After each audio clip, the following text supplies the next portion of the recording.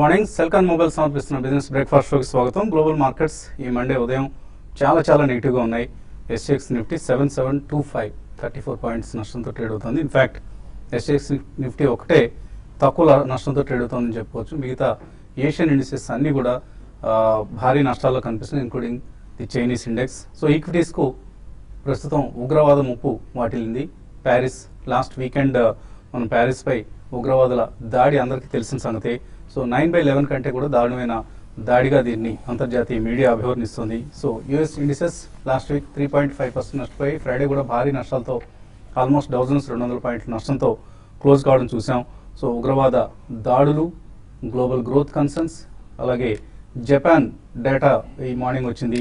So Japanese economy Q3లో 0.8% క్షీణించింది. అంటే జపనీస్ ఎకానమీ రిసెషన్ నుంచి బయటపడలేదు, రిసెషన్లో ఉంది. ఇన్ఫ్యాక్ట్ మళ్ళీ రిసెషన్లోకి వెళ్ళిపోయింది. మధ్యలో కొద్దిగా కోలుకుంటుందని అనిపించింది Q1 Q2లో, బట్ Q3లో రిసెషన్లోకి వెళ్ళినట్లుగా డిక్లేర్ చేశారు. సో క్రూడ్ ధరలు క్షీణిస్తూ ఉన్నాయి. వరల్డ్ వైడ్ క్రూడ్ ధరల్లో పతనం చూస్తున్నాం. నిన్నటి మార్కెట్స్ సండే కూడా పనిచేసే సౌదీ లాంటి మార్కెట్స్ 2% నష్టపోయి, ఈజిప్ట్ 4% నష్టపోయింది. సిరియా మీద ఫ్రాన్స్ దాడులు బిగిన్ చేసింది.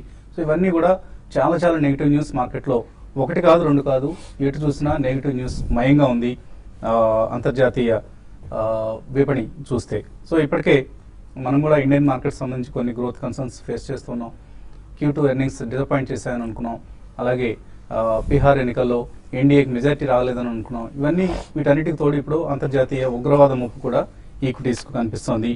సో టెర్రర్ ట్రామా, ఉగ్రవాద ఉత్పాతం మార్కెట్స్ను వణికిస్తున్న పరిస్థితి కనిపిస్తోంది ప్రస్తుతం.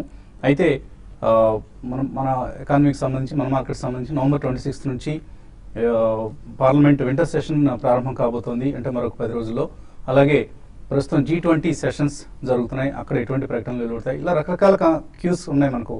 ఇతమితంగా ఈ క్యూ ఒకటే మనం మార్కెట్స్ను ప్రభావితం చేస్తుందని చెప్పలేం. సో రకరకాల అటు గ్రోత్ కన్సర్న్స్ యూఎస్లో కూడా మనం లాస్ట్ ఫ్రైడే చూసాం. రిటైల్ డేటా అనుకున్న దానికంటే కూడా తక్కువగా రావడం చూసాం. అలాగే ఫ్రైడే వీక్నెస్ మన మార్కెట్స్లో, ఇన్ఫ్యాక్ట్ టెర్రర్ స్ట్రైక్ ముందే మన మార్కెట్స్ వీక్గా క్లోజ్ అయ్యాయి. నాన్ బ్యాంకింగ్ హెవీవేట్స్, ఐటీసీ కావచ్చు, టీసీఎస్ కావచ్చు, మారుతి కావచ్చు, ఇటువంటి కౌంటర్స్లో మనం భారీగా అమ్మకాలు రావడం చూసాం. సో మూడో రోజు ఏవైతే లాభాలు చూసాం అవి మొత్తం తుడిచిపెట్టుకుపోయాయి. నష్టాల్లో మార్కెట్స్ క్లోజ్ కావడం చూసాం. Foreign institutional investors 750 crores worth స్టాక్స్ను క్యాష్ మార్కెట్స్లో అమ్మడం కూడా చూసాం.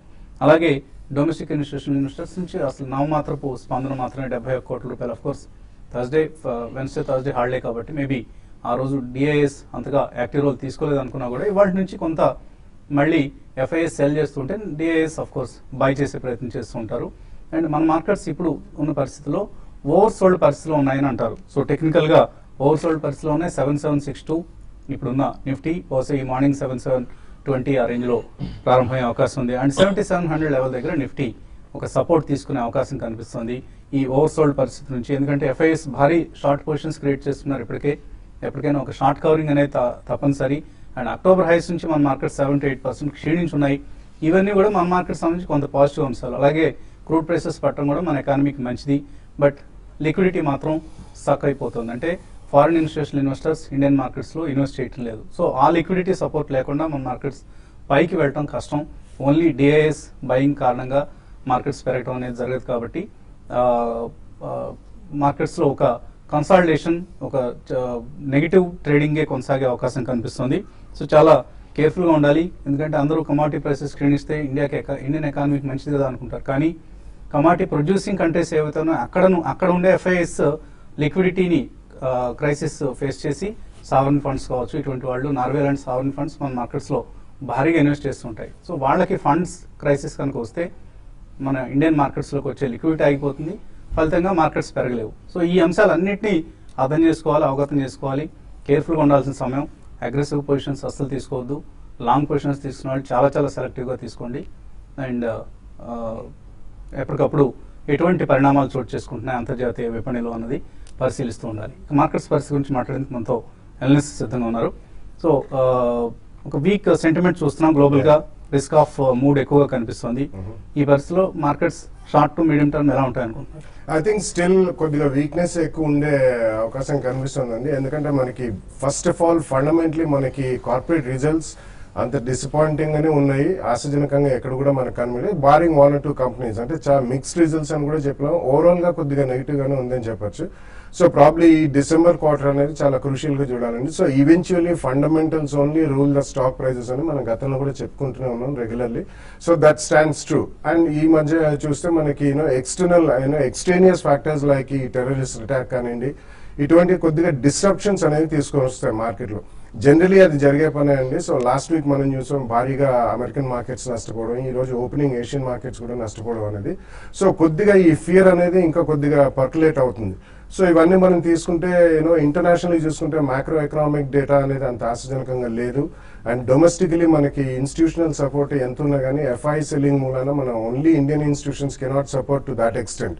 And corporate results were not so good. And Bihar election results ఇవన్నీ కూడా పాజిటివ్ డేటాను ఏది సూచించట్లేదండి, అన్ని నెగిటివ్ డేటాను సూచిస్తున్నాయి. కాబట్టి ఎక్కడన్నా కొద్దిగా రైజ్ వస్తే, టెక్నికల్ బౌన్స్ బ్యాక్ వస్తే it will be sold in to next 1 or 2 months కూడా కొద్దిగా మన మార్కెట్ సెల్లింగ్ ఆన్ రైజే చూస్తాం అండ్ కన్సాలిడేషన్ జోన్ లోనే చూస్తాం. బట్ ప్రాబ్లీ మనకి పార్లమెంట్ సెషన్ మొదలైన తర్వాత వింటర్ సెషన్ లో ఏదన్నా కొద్దిగా ఆశాజనకంగా సెంటిమెంట్ పరంగా ఏదైనా మెరుగుదల వస్తే, జిఎస్టీ బిల్ కి కొద్దిగా శుభసూచకంగా ఉన్నారని చెప్పి అటువంటిప్పుడు ప్రాబ్లీ కొద్దిగా ఫాల్ అనేది అరెస్ట్ అవ్వచ్చు.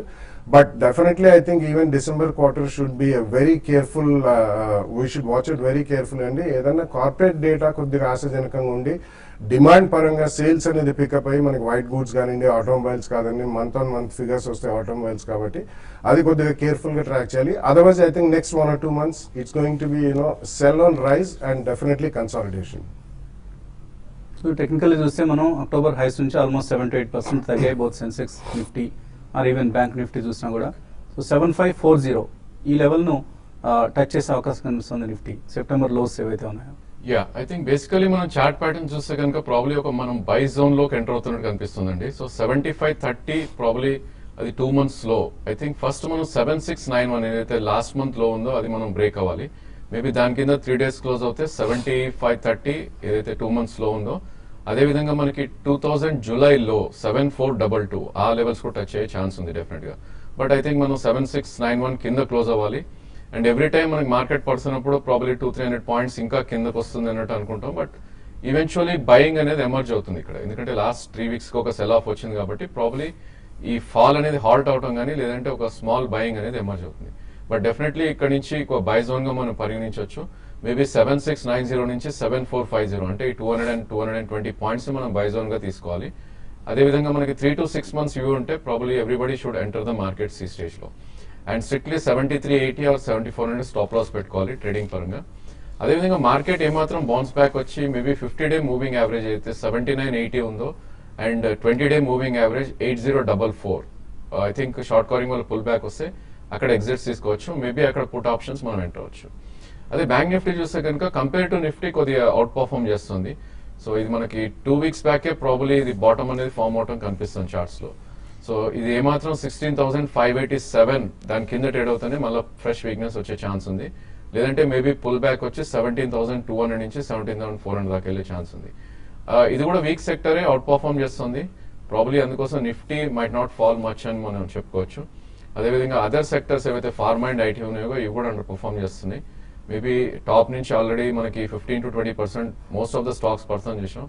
ఇక్కడ కొద్దిగా హాల్ట్ అవుతాయని మనం అజ్యూమ్ చేస్తే కనుక మేబీ నిఫ్టీ 7650 ఆర్ మేబీ 7540 దగ్గర ఒక మంచి సపోర్ట్ వచ్చే అవకాశం ఉంది. బై ఆన్ డిప్స్ గా ఈ స్టేజ్ లో మనం చెప్పుకోవచ్చు. సో మ్యూచువల్ ఫండ్స్ విషయానికి వస్తే లాస్ట్ ఫ్యూ డేస్గా వస్తున్న సెల్ ఆఫ్ ఏదైతే ఉందో, మనం ఇండిసెస్లో ఏదైతే కరెక్షన్ చూస్తున్నామో దాని ప్రభావం మ్యూచువల్ ఫండ్ ఎన్ఏవిస్ మీద ఏ విధంగా ఉంది? జనరల్గా ఇండెక్స్ ఏ విధంగా అయితే పడుతుందో జనరల్గా ఆల్మోస్ట్ అంతే పర్సంటేజ్ పడుతుంది. అండ్ డిఫరెంట్ బెంచ్ మార్క్స్ ఎక్కువ కూడా పడే అవకాశం ఉంది. అండ్ ఇలాంటి వాలిటిలిటీ టైమ్స్లో మనం రీబ్యాలెన్సింగ్ చేసుకోవాల్సిన అవసరం ఎంతైనా ఉందండి. సో ఇప్పుడు మార్కెట్ పడింది కాబట్టి equity proportion will be lower. ఎవరైతే అసెట్ అలొకేషన్ ఫాలో అవుతున్నారో ఈక్విటీ ప్రపోర్షన్ లోగా ఉంటుంది కాబట్టి it's time for them to rebalance the portfolio and కొద్దిగా ఈక్విటీలోకి వస్తే ఇట్స్ ఆల్వేస్ బెటర్. సో మనం గతంలో కూడా ఒకటి చెప్పుకున్నాము, క్యాష్ లెవెల్స్ కనుక మెయింటైన్ చేస్తే ఇలాంటి సందర్భాల్లో మనము వాల్యూ యావరేజింగ్ చేసుకోవడానికి వీలవుతుంది. సో లాంగ్ టర్మ్ ఇన్వెస్టర్స్ ఎవరైతే ఉంటారో సో ఈ volatility they can encash and ఫ్యూచర్లో మంచి రిటర్న్స్ రావడానికి కూడా అవకాశాలు ఉంటాయి. So these are all short term trends. Long term investors ఎవరైతే ఉంటారో it doesn't impact them very much అనే చెప్పుకోవచ్చు. సో ఎవరైతే ఎస్ఐపిఎల్ చేస్తూ ఉంటారో వాళ్ళకి మార్కెట్స్ తగ్గడం కూడా మంచి అవకాశం. అండ్ లంసమ్ ఇన్వెస్ట్మెంట్ ఎవరైతే చేయాలనుకుంటారో కొద్దిగా అట్లీస్ట్ ఒక 30-40% లంసమ్ ఇన్వెస్ట్మెంట్ చేసుకొని రెస్ట్ ఆఫ్ ద అమౌంట్ వచ్చే 4 to 6 months ఎస్టీపీ చేసుకుంటే it is always better. And మధ్యలో మార్కెట్ పడ్డప్పుడు స్విచింగ్ కూడా చేసుకుంటే they can purchase at lower levels. Okay. So నిన్న నేను కర్నూలు వైపు వెళ్ళటం జరిగింది. సో అక్కడ ఫీల్డ్స్లో టొమాటో ధర 40 రూపాయలు ఉంది కేజీ. హోల్సేల్గా ప్రొడ్యూసర్ దగ్గర దొరికే టొమాటో ధర 40 రూపాయలు. సో మనకు సిటీస్లో 60 రూపాయలు ఉండడం లేదా ఇంకా అంతకంటే ఎక్కువ ఉండడం పెద్ద ఆశ్చర్యమే కాదు. రాబోయే రోజుల్లో టొమాటో వంటి అగ్రి కమోడిటీస్ ధరలు మరింతగా పెరగబోతున్నాయి. సో అందరం సిద్ధంగా ఉండాలి ఇన్ఫ్లేషన్ నుంచి మనల్ని మనం రక్షించుకునేందుకు. మేబీ 100 రూపాయల టొమాటో అయినా కూడా కొనడానికి సిద్ధపడాల్సిన సమయం ఆసనం అవుతుంది. ఆల్రెడీ మనం ఆనియన్స్ లాంటివి కొనుక్కున్నాం ఆ రేట్స్ దగ్గర. సో అదే పరిస్థితి ఇతర అగ్రి కమోడిటీస్ కూడా విస్తరిస్తుంది. చాలా సేవింగ్స్ ఇన్వెస్ట్మెంట్స్ను మిళితం చేసుకుంటూ మన ఎక్స్పెండిచర్ను మీట్ కావడానికి సిద్ధం కావాల్సిన సమయం ఇది. కాలర్స్ లైన్లో ఉన్నారు. శ్రీనివాస్ కరీంనగర్ నుంచి first caller. Hello sir, good morning sir. Morning అండి, అడగండి. సార్ మెక్డోవల్ ఒకటి, ఎంసీఎక్స్ ఒకటి, రెండు లాంగ్ టర్మ్ కొందాం అనుకుంటున్నా సార్. ఎలా ఉంటాయి సార్ ఫండమెంటల్స్? లాంగ్ టర్మ్ కోసం మెక్డోవెల్ అంటే United spirits okay, United spirits and McDowell is United spirits. రెండు కూడా స్ట్రాంగ్ షేర్స్ అండి. పెడిగ్రీ కూడా చాలా మంచిది. And definitely I think you can go ahead and by అండి. ప్రాబ్లీ నెక్స్ట్ 1 week లోపల. ఎక్కువ రియాక్ట్ అయ్యే షేర్లు కాదు. ఇది చిన్న స్వల్ప కరెక్షన్ మనం ఎంసీఎక్స్ లో చూసాం.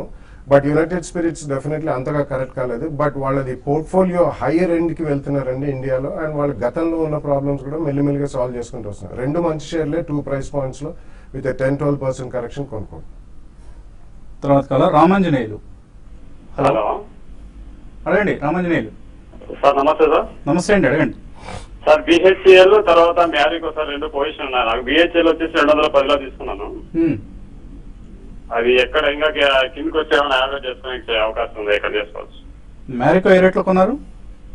మ్యారికో వచ్చేసి 407 రూపాయలు తీసుకున్నాను సార్. బిహెచ్ఎల్ అండ్ మ్యారికో డెఫినెట్ గా యావరేజ్ అయితే చేయొద్దండి. ఇది ఒక డౌన్ ట్రెండ్ ఎస్టాబ్లిష్ అయిన స్టాక్. ఇది ఆల్మోస్ట్ 219 నుంచి 176 దాకా రావడం చూస్తున్నాం. ప్రాబ్లీ దీని ఇంటర్మీడియట్ సపోర్ట్ ఏదైతే ఉందో 194 కూడా బ్రీచ్ అవడం చూసాం. సో ప్రాబ్లీ ఇది 160 ఆ దగ్గర కొద్ది సపోర్ట్ తీసుకునే ఛాన్స్ ఉంది. అంటే ఇక్కడ నుంచి ఆల్మోస్ట్ 15 రూపీస్ కూడా పడే ఛాన్స్ ఉంది. మేబీ 160 వచ్చినప్పుడు అక్కడ అటెంప్ట్ చేయాలి మీరు 148 స్టాప్ లాస్ పెట్టుకుని. అదేవిధంగా ఏమాత్రం పుల్ బ్యాక్ వచ్చి 20-day moving average short term ఏదైతే ఉందో 201 వస్తే అక్కడ మీరు లాంగ్స్ ఎగ్జిట్ అయిపోండి. మ్యారికో చూస్తే కనుక ఒక సైడ్ వేస్ లో ట్రేడ్ అవుతున్న స్టాక్ అండి. ఒక అప్ ట్రెండ్ అయిపోయినాక అప్ ట్రెండ్ అయితే హాల్ట్ అయింది. మేబీ 360 నుంచి 460 100 రూపీస్ మూవ్ తర్వాత ప్రాబ్లీ మీకు సెకండ్ ప్రైస్ పాయింట్ లో మీరు ఇన్వెస్ట్ చేయాలనుకుంటే మేబీ 340 or 330 దాకా ఆగాలి. ఐ థింక్ మీకు 1 year వ్యూ ఉంటే మ్యారికోలో అరౌండ్ 330-340 దగ్గర సెకండ్ ప్రైస్ పాయింట్ కి ఇన్వెస్ట్ చేయండి. మరిన్ని కాల్స్ అలాగే మెయిల్స్ తీసుకునే ముందు కాసేపు ప్రకటనలు.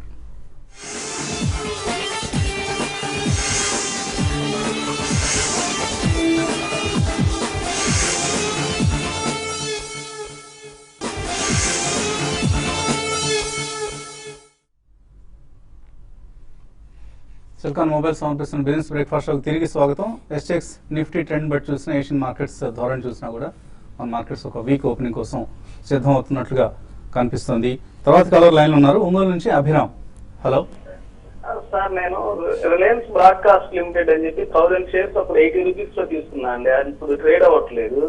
ఆ తర్వాత తెలుసుకుంటే నేను అది తర్వాత రిలయన్స్ క్యాపిటల్ గానీ రిలయన్స్ ఇన్ఫ్రా గానీ ఇస్తా ఉన్నారు. ఇంతవరకు నా అకౌంట్ కి రాలేదండి. దాని గురించి తెలుసుకున్నా, ఎప్పుడు రావచ్చు అని సుమారు.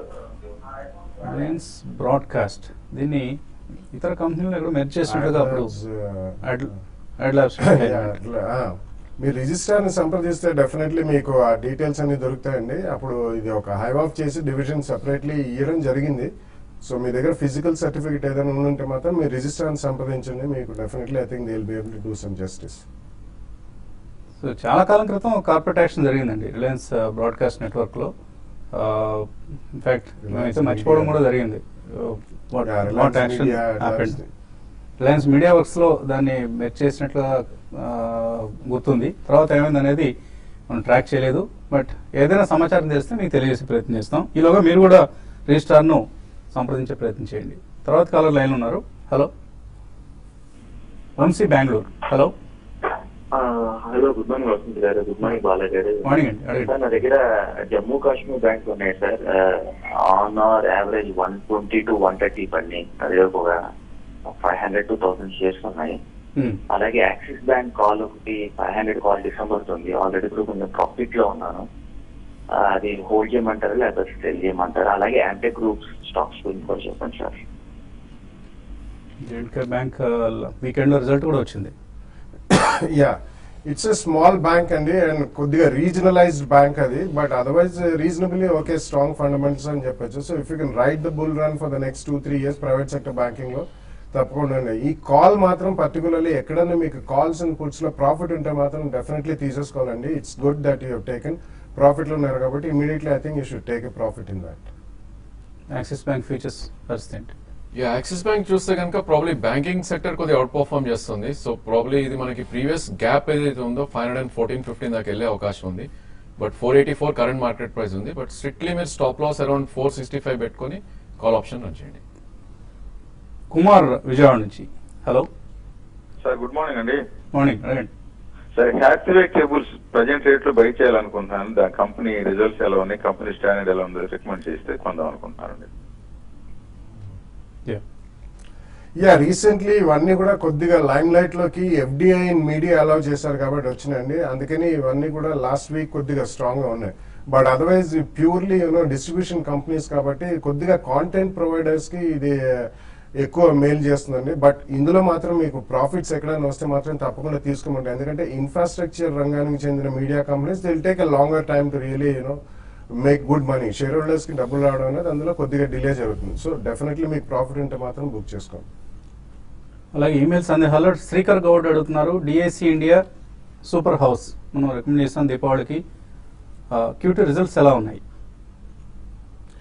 Yeah, you should go by quarter and quarter అండి. రిజల్ట్స్ కూడా బాగానే ఉన్నాయి. Definitely both the companies decent companies with mid cap companies కానీ స్ట్రాంగ్ ఫండమెంటల్స్ ఉన్న కంపెనీస్ అండి రెండు కూడా. ఒకటేమో leather exports, leather shoes, garments అన్ని exports. They are one of the top most. Other one DIC is very strong player in inks segment, అంటే packaging, printing inks అన్నిట్లో కూడా ఉన్నారు. రెండు స్ట్రాంగ్ కంపెనీసే. Don't go by quarterly results, both are good, hold it. అలాగే Pidilite Industries ఉన్నాయి ఆయన దగ్గర, యావరేజ్ చేసుకోవచ్చా? ఇట్స్ ఎ స్ట్రాంగ్ కంపెనీ అండి with a great brand names. అంటే వాళ్ళు ఒకటే కాదండి, 2-3 అపార్ట్ ఫ్రమ్ పిడిలైట్ అంటే ఫెవికాల్ ప్లస్ డాక్టర్ ఫిక్సిట్, ఇటువంటి బ్రాండ్ అక్విజిషన్స్ లో కూడా చాలా స్ట్రాంగ్ ప్లేయర్ వాళ్ళు. సో డెఫినెట్లీ హోల్డ్ చేయమని చెప్తాను. అడిషనల్ కొనాలనుకుంటే మాత్రం you can buy it probably STP SIP ద్వారా నెక్స్ట్ 3 months కొద్దిగా కొనుక్కో. ఏఎస్ రావు కాకినాడ నుంచి అడుగుతున్నారు. 1 year కోసం అశోక్ లేలాండ్, డిష్ టీవీ రెండిట్లో ఏది బెటర్ రిటర్న్స్ ఇస్తుంది? యా, చార్ట్స్ పరంగా చూస్తే కనుక మేబీ అశోక్ లేలాండ్ అనిపిస్తుందండి. ఐ థింక్ 130-140 దాకా వెళ్ళే ఛాన్స్ ఉంది up side. But 2 price points బట్టి మీరు తీసుకోండి. కార్తికేయ అడుగుతున్నారు. ఇండివిజువల్ ఇన్వెస్టర్స్ కి మ్యూచువల్ ఫండ్స్ లో మంచి రిటర్న్స్ ఉంటాయా లేదా ఈక్విటీస్ లో మంచి రిటర్న్స్ ఉంటాయా అని అడుగుతున్నారు. అదంతా మీరే రాశారు కొద్దిగా ఏవో పొడి అక్షరాలు, skill versus return versus risk అని. So if you're skilled investor equities లో బెటర్ రిటర్న్స్ ఉంటాయి. If you're not skilled passive గా ఉండే వాళ్ళైతే mutual funds will give you. ఏమంటారు బాలరాజ్ గారు? యా, స్టాక్స్ ని పికప్ చేయడము వీల్ కాకపోతే and we don't have time and we want to be sleeping in peace at night అంటే mutual funds are always the better option అండి. Over a long period of time, more than 5 years, definite గా గతంలో కూడా చాలా మంచి returns ఇచ్చాయి and in future also they have potential to give good returns. Only thing is portfolio మంచిగా create చేసుకొని SIP ద్వారా, ఎస్టీపీ ద్వారా ఇన్వెస్ట్మెంట్ చేసుకుంటే it will always give better results. Shiv Kaushik అడుగుతున్నారు. 6 లక్షల రూపాయలు చేతిలో ఉన్నాయట. వాళ్ళ aunty retirement benefits 3 to 4 years కోసం HDFC balanced fund, ICICI Prudential, export and other services ఈ రెండిట్లో ఇన్వెస్ట్ చేద్దాం అనుకుంటున్నారు. చేయొచ్చా? 3 to 4 years he want to invest. For 1 year ఆయన మంత్లీ 2 స్కీమ్లో 25,000 ఇన్వెస్ట్ చేస్తారట. Okay, so ICICI export oriented scheme కంటే value discovery is doing well అండి. he can look at that. And HDFC Balance Fund కన్నా he can look at Birla Sun Life 95 Fund or Tata Balanced Fund. ఈ రెండిట్లో ఏదైనా investment చేసుకోవచ్చు. And ఈ 4 years వరకు investment చేయాలంటున్నారు కాబట్టి ఇన్వెస్ట్మెంట్ చేసి అట్లీస్ట్ ఒక 1.5 year ముందు నుంచి he has to have systematic exit out of that investment also. And me anti retirement funds అంటున్నారు, కేర్ఫుల్గా ఉండాలి. ఎందుకంటే మీరు ఒక ఈక్విటీ ఫండ్ కూడా సెలెక్ట్ చేసుకుంటున్నారు, అది కొద్దిగా వోలటైల్గా ఉండే అవకాశం ఉంటుంది. Jayaram Reddy first source solutions average price 42 రూపాయల్లో తీసుకున్నారు, ఎటువంటి స్టాక్ ఇది? ఈ స్టాక్ ఐ థింక్ మనకి లాస్ట్ వీకే బ్రేక్అవుట్ రావటం చూసామండి. ప్రాబ్లీ ఇది మనకి బాటమ్ అనేది అరౌండ్ 28 దగ్గర ఫామ్ అయ్యి ఇప్పుడు ఆల్మోస్ట్ 36-37 దగ్గర ఉంది. సో ఇప్పుడు ఉన్న స్టేజ్ లో అయితే మీరు హోల్డ్ చేయండి. మేబీ ట్రేడింగ్ కోసం అయితే 32 దగ్గర స్టాప్ లాస్ పెట్టుకోండి. కరెంట్ మార్కెట్ ప్రైస్ 36 ఉంది. మేబీ 42 దాటిందంటే 48 దాకా వెళ్ళే ఛాన్స్ ఉంది. మీరు హోల్డ్ చేయండి. 48 దగ్గర ప్రాఫిట్ బుక్ చేసుకోండి. రవి వర్మ అడుగుతున్నారు, ఎస్ఆర్ ఆయిల్ 15 రూపాయలు సడన్ గా పెరిగింది ఫ్రైడే రోజు, ప్రాఫిట్ బుక్ చేసుకోవచ్చా, ఇంకా పెరుగుతుందా? నో, వాళ్ళు యాక్చువల్లీ ఐ థింక్ బైబ్యాక్ ఇచ్చారండి 133 రూపీస్ లో. I think you should tender in that market price is two high, ఇంకా అంతకంటే ఎక్కువగా ఉంది. 270 ఉంది. 270 ఉంది. అందుకనే మీరు ఐ థింక్ మార్కెట్ లో ఎస్ఆర్ గ్రూప్ కి చెందిన గతంలో most of the companies delisting చేసి వాళ్ళు షేర్ హోల్డర్ కి డబ్బులు ఇవ్వడం జరిగింది. But nobody has made big money అండి. So I think you should definitely come out of the counter. అలాగే last mail oak heart 1550 call ఉంది, నరేందర్ ఒలాలా హోల్డ్ చేస్తున్నారు, హోల్డ్ చేస్తారు. ఈ స్టేజ్ లో I think you can hold అండి. 1526 కరెంట్ మార్కెట్ ప్రైస్ ఉంది. I think ఈ స్వింగ్ లో ఏదైతే ఉందో 1420 దాని కిందకి వస్తే కనుక మీరు స్టాప్ లాస్ పెట్టుకోండి. అదేవిధంగా మార్కెట్ ర్యాలీ వచ్చి 1580 అండ్ 1600 వస్తే మీరు ప్రాఫిట్స్ బుక్ చేసుకోండి. ఇది సెల్కాన్ మొబైల్ సమర్పించిన బిజినెస్ బ్రేక్ఫాస్ట్ షో విశేషాలు. మధ్యాహ్నం స్మార్ట్ ఇన్వెస్ట్లో మళ్ళీ కలుద్దాం.